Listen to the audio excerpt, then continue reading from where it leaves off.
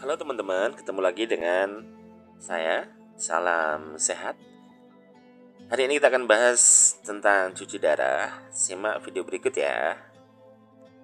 Apa itu cuci darah? Sebelum itu, kita akan bahas apa itu fungsi ginjal. Ginjal menyaring darah Anda dengan membuang limbah dan kelebihan cairan dari tubuh. Limbah ini dikirim ke kandung kemih untuk dibuang saat buang air kecil.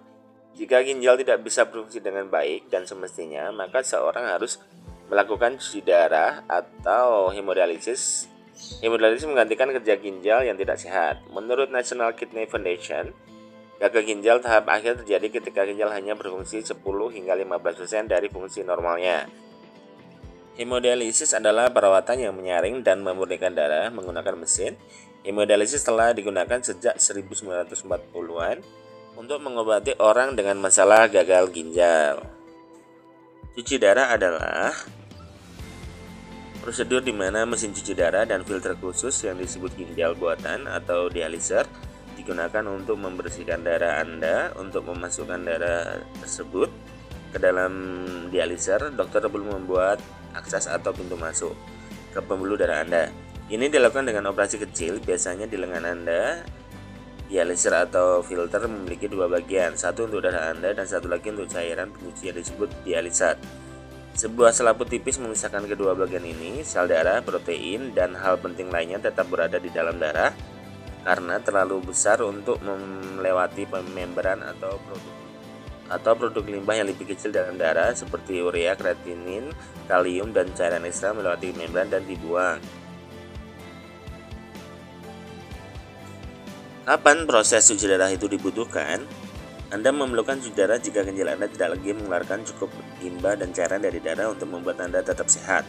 Ini biasanya terjadi ketika Anda memiliki 10-15% dari fungsi ginjal Anda. Anda mungkin mengalami gejala seperti mual, muntah, bengkak, dan kelelahan. Namun, bahkan jika Anda belum mengalami gejala-gejala ini, Anda masih bisa memiliki limbah dalam jumlah tinggi dalam darah yang mungkin beracun bagi tubuh Anda. Dokter Anda adalah orang yang terbaik yang memberitahu Anda kapan Anda harus memulai cuci darah. Berikut dua cara kerja cuci darah. Yang pertama, hemodialisis atau dari mesin. Tindakan hemodialisis membutuhkan penggunaan mesin cuci darah berfungsi sebagai selaput cuci darah. Darah pasien diarahkan ke dalam mesin yang berfungsi untuk menyaring dan mengembalikan darah yang telah dibersihkan kembali ke dalam tubuh pasien. Pasien yang membutuhkan cuci darah harus memiliki akses yang mudah terhadap tindakan ini. Mereka yang melakukan hemodialisis akan melakukan tindakan ini sebanyak 3 kali seminggu selama 3-5 jam per sesi. Cuci darah cara kedua adalah CABD peritoneal. Tindakan ini dapat dilakukan sementara pasien berada di tempat kerja, di rumah, atau dimanapun. Kateter yang dimasukkan ke dalam rongga perut diletakkan pada suatu kantung. Di sisi lain, ketika dibutuhkan, pasien menempatkan dialisat ke dalam kantung yang kemudian dialihkan ke rongga perut melalui kateter. Setelah sekitar 4 atau 5 jam, dialisat akan ditarik kembali ke dalam kantung untuk kemudian dibuang, dan prosesnya bisa dilakukan di mana saja dengan syarat tempatnya tertutup dan steril. Kita akan bahas kelebihannya. CABD atau peritoneal. 1. Tidak harus ke rumah sakit dan bisa dilakukan di mana saja. Kedua, bebas makan dan minum eloknya sesuai dengan makanan yang seharusnya. Yang ketiga, lebih bersih dari racun karena dilakukan 4 kali dalam sehari. Sedangkan hemodialisis atau mesin, 1. Kelebihannya tidak melakukan setiap hari, minimal seminggu 2 kali. Kedua, bebas melakukan aktivitas renang dan olahraga lainnya. Yang ketiga, tidak harus takut infeksi atau apapun itu. Yang kedua, kita akan bahas kekurangannya.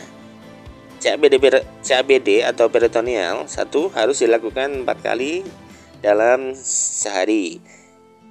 Yang kedua, tidak bisa aktivitas renang dan yang berbau air karena bisa infeksi. Yang ketiga, harus menjaga kateter tetap steril. Hemodialisis atau mesin, 1. Jika keluar kota harus mengurus banyak hal jika pakai BPJS atau sebagainya. Yang kedua, racun akan menumpuk jika tidak diet makan. Yang ketiga, bekas tusukan akan semakin besar seperti benjolan. Saran saya, tetap lakukan proses cuci darah dan tetap melakukan usaha pengobatan pengobatan alternatif lainnya, tapi dengan banyak riset atau mencari pembanding.